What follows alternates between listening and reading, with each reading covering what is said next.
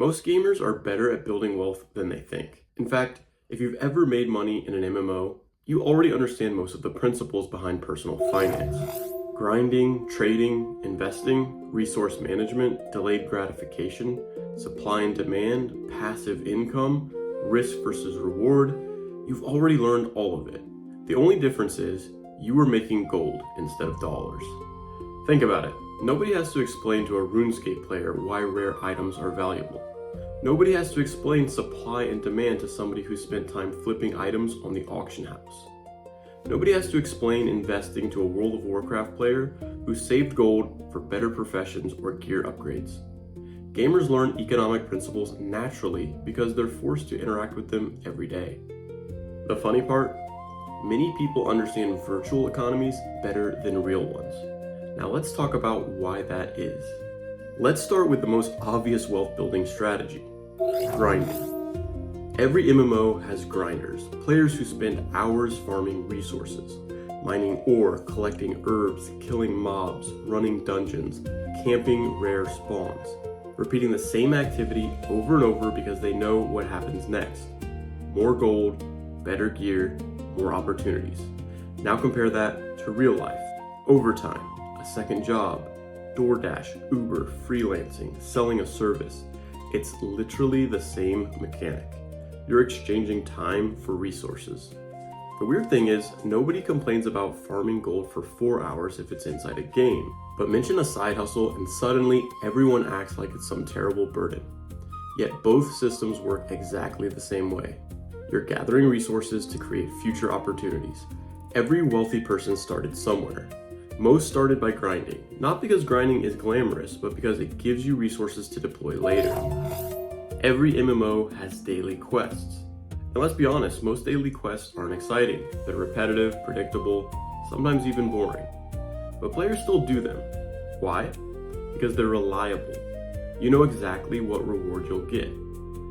A little XP, a little gold, a little progress. Now think about your job. For most people, a job is basically a daily quest. You log in, complete objectives, get rewarded, and repeat tomorrow. Nobody becomes rich from one daily quest. Nobody becomes level 100 from doing daily quests either. The power comes from consistency. One daily quest isn't impressive. 500 daily quests? Now you're talking. That's where progression comes from. Then you have side quests.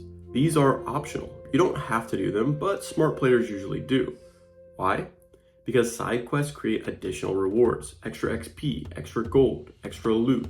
Real life side quests look like Fiverr, Upwork, selling digital products, tutoring, pet sitting, weekend gigs, content creation, freelance work. The rewards aren't usually massive at first, but they stack. That's what gamers understand. One side quest isn't life-changing.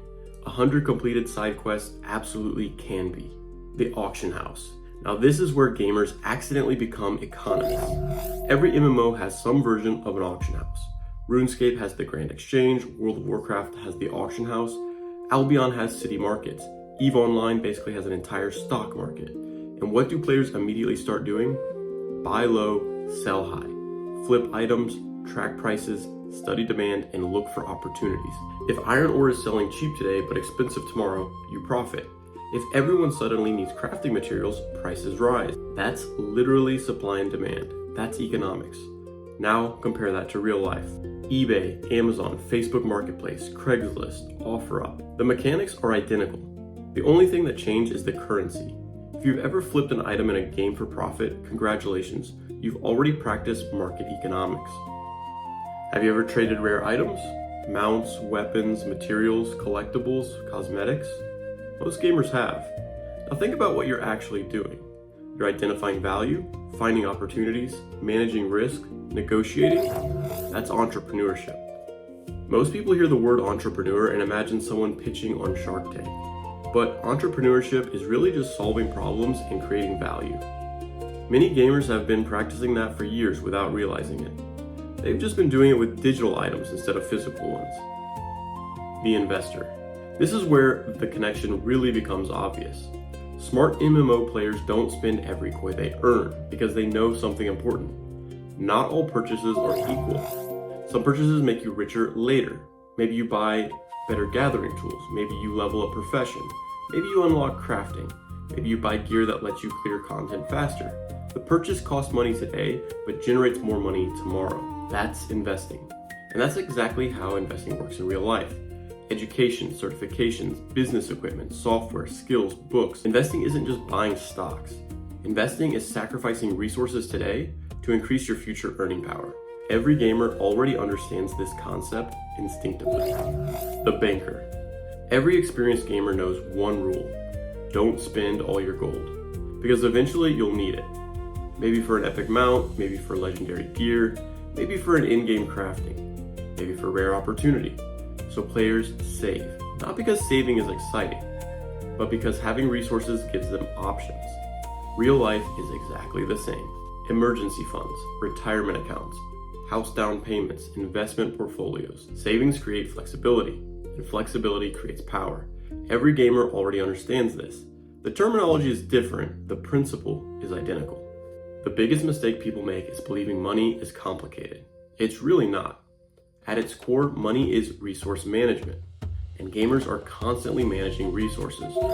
You've already learned grinding, trading, investing, saving, delayed gratification, supply and demand, risk versus reward, opportunity cost, progression systems. The problem isn't that people don't understand wealth. The problem is that nobody explained wealth using concepts they already understood. Because once you see money as a game, everything starts making more sense. The grinding makes sense, the side quests make sense, the investments make sense, the skill trees make sense, and most importantly, the long-term progression makes sense. Maybe the question isn't whether gamers can build wealth.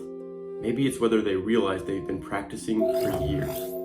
So here's your challenge. Think about your favorite MMO. What strategy did you use to become successful?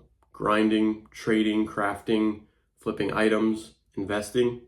Now ask yourself, how could I apply that exact same strategy in real life? Because the game might be different, but the rules are surprisingly similar. All right, guys, if you liked the video, please like and subscribe, and we'll see you on the next one. What if managing your money felt less like doing taxes and more like playing your favorite RPG? Welcome to Vault Keeper. Track your assets, debts, and expenses all in one place. Every asset and liability organized in a living inventory system designed to show you exactly where your wealth stands. Your expenses and monthly budget sync automatically, giving you a complete view of your financial world. Complete quests, earn experience, and customize your vault as you build wealth and level up your finances. Because wealth isn't just a number, it's a world you're building. Track budget quests and level up with Vault Keeper.